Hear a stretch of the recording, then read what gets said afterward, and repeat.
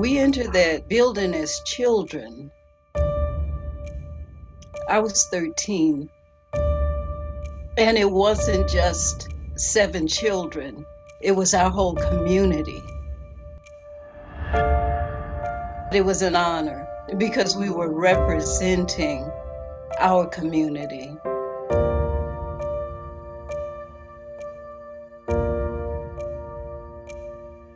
We went into that school and we showed the Black community that we could get in there and we could succeed, but we also showed the white community that we could come to their school and we could succeed. We can say that the 7 opened the door, and they allowed us to walk through. They allowed us to walk in, and we were determined to succeed.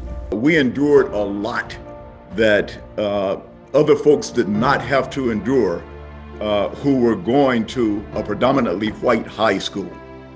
In other words, there were 7 of us, and there were about 1,200 students in the high school. There were a couple of exceptions, but most of us were in classes by ourselves. You know, we were treated harshly. Along the way, the white community learned that it was not separate but equal. It was as separate and unequal as they could possibly imagine. It was not scary to us at all in my generation.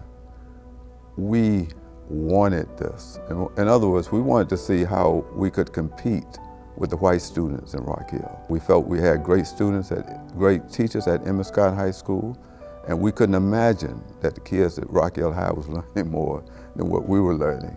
And we look forward to the challenge. Our parents were so active in the civil rights movement, and I think part of that was saying, okay, you want integration, let's have it. It's so important to recognize each of our individual families and parents because they gave us the strength and the encouragement each day to return the next day.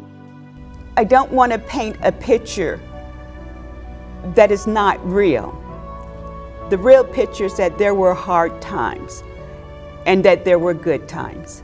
When I was at Emma Scott, I was a so-so student. I didn't care about studying. I didn't do a whole lot. But when I went to Rock Hill High, I studied more.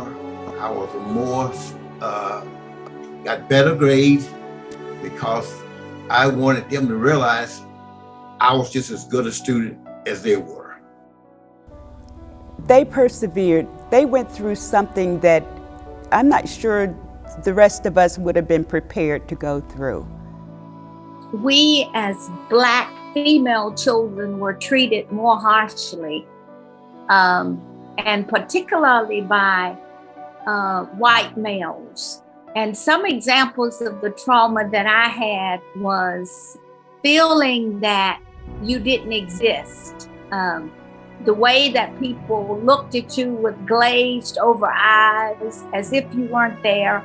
Even your teachers, when they were speaking to you, they didn't look directly at you, some of them, but they looked over you. During the first day I got there, I realized that I was different, not only in color, but everybody in there felt me differently. The teachers, oh gosh, my algebra teacher, I will never forget this. She accepted the fact that I was there, but she wanted me to know that she didn't want me to be there. They did not permit me to join the Honor Society because I wasn't a cheerleader. We know that wasn't going to happen. I could not sing, so I wasn't on the Glee Club. I did not play a musical instrument, so I was not on the band. I was on the Girls Athletic Association, on the tumbling and gymnastics squad. I was in the Spanish club, had been in the Latin club, and I was a candy striper at the local hospital. But that was not enough extracurricular activity for them to let me join the Honor Society. And the last indignity that caused more trauma than any of the others I've mentioned is the Who's Who in American High School. I made that. And I found out about it in reading the Evening Herald. And there was a picture in there of the white students who had made it. And under there, where they listed all of the names, it showed not pictured Vicki Anitra Young. Other things that happened to us were attacks in our seats, pelted with spitballs that had actual rocks in them. Teachers never saw what happened to us, but dare we retaliate in any way with a look or a spoken word? That was seen right away. We almost became social outcasts.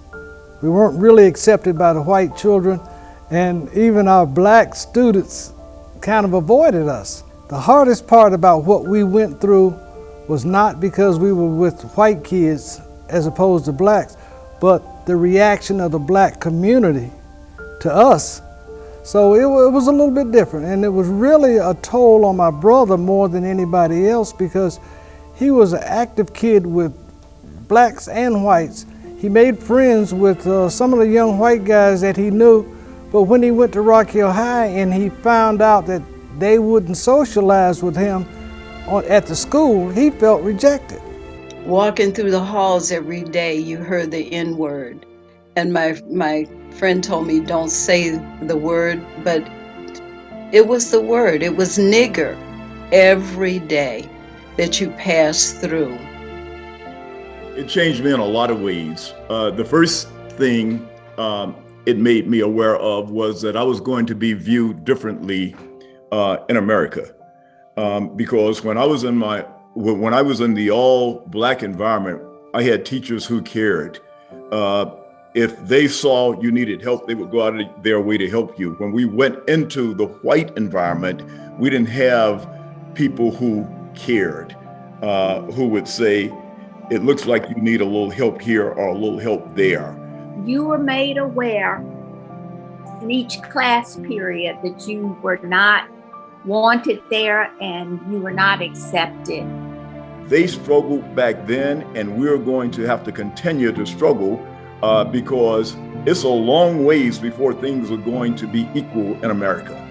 And I want my grandkids to understand that so that they are prepared, just like Rock Hill High prepared us for the world. I want them to be prepared for what they are going to face when they grow up as well. It's very important that young people know and they get an understanding as to where they are, and they can appreciate their life a lot more for the people who came before them and sacrificed for them. So that's why I think young people should know. I was more understanding of other people, even though I wasn't treated well. So to answer your question, how did Rock Hill High impact me? I think it made me a better person. I think it's important today for all young people, my grandchildren, my children, your future grandchildren, your future children, to know about the struggles of the civil rights struggles in the 1960s, because it is part of our history. This is American history. This is the history of our country. Things are repeated. If you don't know your past, how will you know your future?